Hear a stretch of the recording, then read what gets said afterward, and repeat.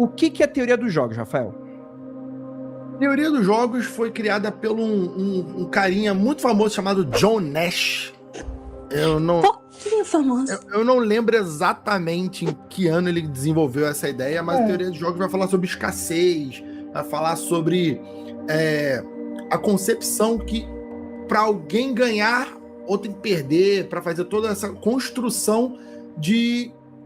Rapaz, agora tá me fugindo a palavra rapidamente, mas a ideia é que quando você constrói a disputa no mercado, a disputa na guerra, a disputa na política, tem alguém que ganha, tem alguém que perde, e a teoria de jogos vai tentar fazer que estratégia. A maioria... exato, muito obrigado. A estratégia é que todos ganhem o máximo possível, mesmo não sendo necessário, podendo todo mundo ganhar. Então vai dizer várias coisas. E aí o John Nash, que é aquele rapaz lá que conta a história dele no filme Uma Mente Brilhante. Uhum. Então, ele que faz isso, ele ganha um prêmio Nobel por causa da teoria dos jogos. Mas em resumo do resumo é mais ou menos isso. A gente deve saber melhor do que eu. Eu estudei teoria dos jogos porque eu fiz uma matéria de crescimento populacional. Na verdade, era computação aplicada a crescimento populacional. Então, eu programava em R para poder explicar crescimentos populacionais gerais. De tipo, você tá num rio e de repente 2 peixes de espécies diferentes cruzam. O que vai acontecer com o passar do tempo com aquela população daquele rio? Então, a gente usa Fibonacci e usa também várias coisas de teoria dos jogos. Então, basicamente, a gente vai... É um estudo matemático sobre as decisões e estratégias que você vai analisar os resultados, porque vai depender de determinadas escolhas, entendeu? Então, por exemplo, esse peixe cruzou com esse peixe, o que vai acontecer com a população? Mas você ainda tem várias variáveis que e se o descendente desse peixe cruzar com outra espécie, então daqui a quanto tempo que vai acontecer com esse local? Claro que tem alguns exemplos clássicos, eu acho que muita gente já deve ter ouvido falar do dilema do prisioneiro, que é um modelo clássico da teoria dos jogos, que é tipo 2 suspeitos são presos e interrogados separadamente. Então você tem 2 opções aí, um fica em silêncio ou um trai o outro. E daí você vai aplicar uma tabela para você ver todas as possibilidades, e isso que é a teoria dos jogos, é a análise de todas essas possibilidades e todos os resultados. Então, basicamente, ponto central, geralmente, da teoria dos jogos é de cooperação. Sempre de cooperação e nunca um contra o outro. Mas é isso. Por exemplo, ele dá eu tinha um vídeo dele que ele explica mais ou menos, um resumo bem breve e superficial do que seria a teoria dos jogos, né? Ele fala, por exemplo, o mundo ele é dominado por vários players. Imagina a gente tá jogando War. Cada nação ou empresa tem os seus próprios interesses. Então, tá todo mundo jogando num grande tabuleiro de xadrez. E aí você tem que levar em consideração a quebra da regra do jogo. Porque o jogo ele tem regras. Só que você pode roubar. Por exemplo, você pode pegar uma nação e conversar com outra nação por detrás, nos bastidores, e formarem alianças. E essas alianças elas não estão à frente. E aí, por exemplo, você vai ter um outro grupo que vai formar outras alianças. E isso vai estar em conjunto. Aí, tecnicamente, quem teria mais poder e avanço com relação a esse tipo de coisa seria quem tem um maior número, quem está contido no maior número de alianças possíveis nessa ideia de quebra de jogo. Então, é sempre o jogo está sendo quebrado, né? Você tem como que está posto e quem é que consegue fazer com que o jogo seja beneficiado para ele, né? E aí essa pessoa ela teria essa questão aí da teoria dos jogos, né? E são exemplos, né? Como eu falei, é uma coisa complexa que vai dar muito pano pra manga aí. E para além disso... ganhou um prêmio Nobel falando disso. Então não vai ser num podcast de fantasma de conspiração que tu vai aprender sobre teoria dos jogos. Mas procurem, é interessante. E é o seguinte, como você disse sobre psicohistória, ele se apoia na ideia nerd, né, que nasceu lá nos livros de Asimov, fala de psicohistória, porque é uma coisa que eu acho que eu posso adicionar, que a psicohistória no livro lá do Asimov é uma ideia que quanto mais seres humanos existem, você pode tratar esses seres humanos como se fossem partículas, como se fosse líquido, e pode fazer cálculos sobre o direcionamento para onde os seres humanos vão se caminhar com o passar do tempo. Então, quanto mais massas você tem uma massa crítica de seres humanos, você, através da matemática pura, tu pode fazer cálculos para saber o destino dessa população. Claro que lá no livro do Asimov ele fala que essa massa crítica seria cerca de alguns bilhões de habitantes.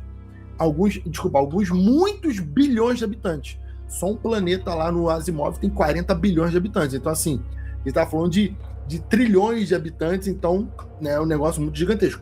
Na Terra, a gente está falando de números muito menores que os números da ficção científica.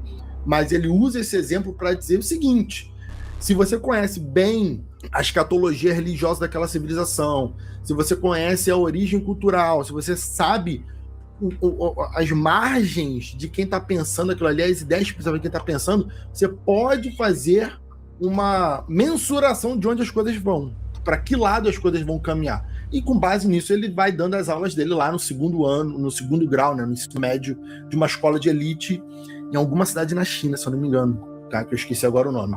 Então ele vai fazendo essas aulas, os vídeos dele, a maioria desses vídeos que ele está falando durante 50 minutos, uma hora, é na frente de uma turma de ensino médio, tá?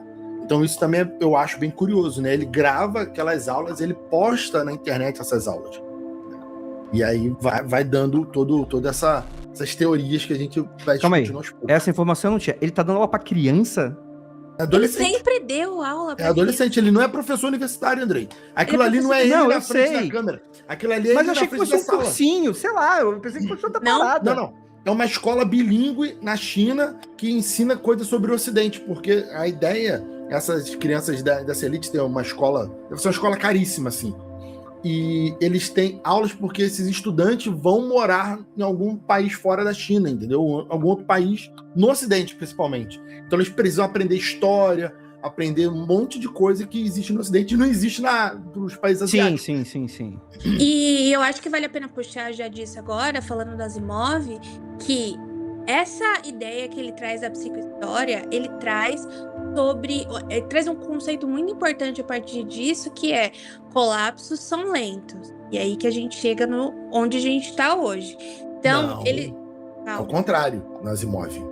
Colapsos são rápidos, a recuperação que é lenta. Isso.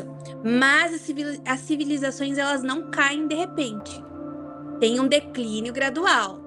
E daí ele vai analisando os sinais típicos, que é envelhecimento populacional, queda de inovação, dívida crescente, instituições rígidas, desigualdade, perda de confiança social. Então ele vai identificando esses padrões aí e que ele traz muito da ficção científica. A gente está falando muito de Asimov, mas ele também traz muito da concepção do problema dos três corpos também, que também fala de civilizações em crises, e ele fala muito sobre a sobrevivência em ambientes instáveis. Então, no problema de três corpos, a gente tem que se concentrar nos seguintes sinais, que são competição entre países, corrida tecnológica, crises existenciais, conflitos globais.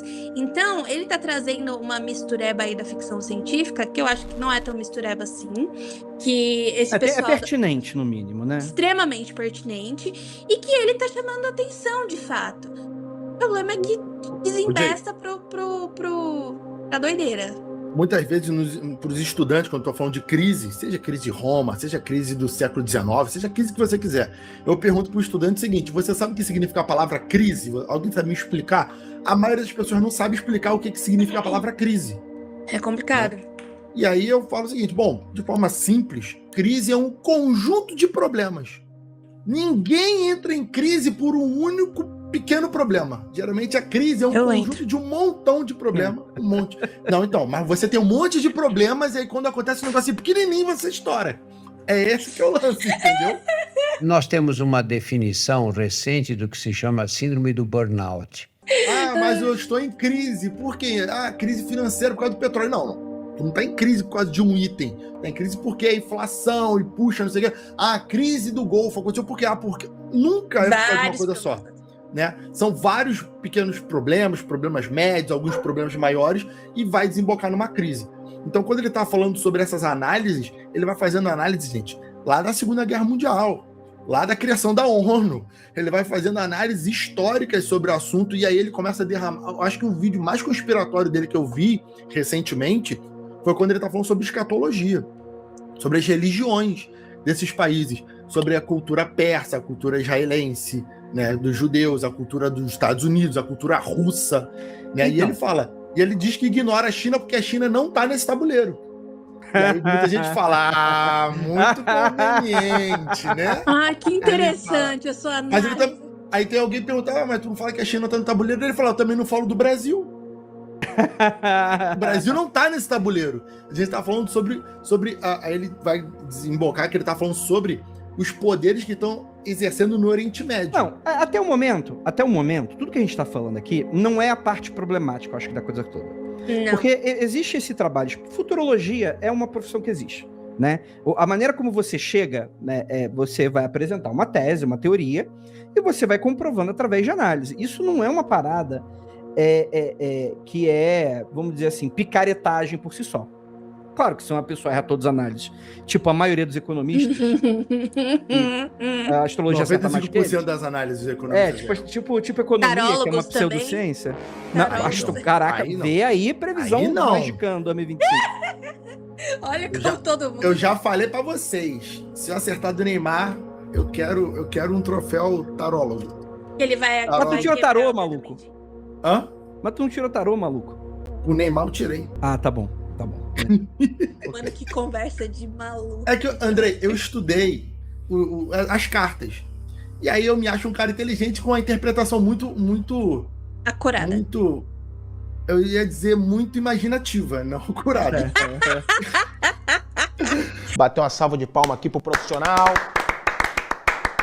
Aí eu falei, caraca, tirei 5 cartas aleatórias. Eu falei, pô, gente, eu interpretei assim. O pessoal na live ficou me zoando. Pô, tu tá maluco? Eu falei, se isso acontecer, tu vai ver seu negócio. Quais as cartas? Vou fazer a análise agora. Quais as cartas? Pô, agora eu lembro. Eu tenho anotado aqui, mas tá em alguma pasta aqui. Mas basicamente a minha análise foi que o Neymar vai pra Copa, que é, caraca, se isso...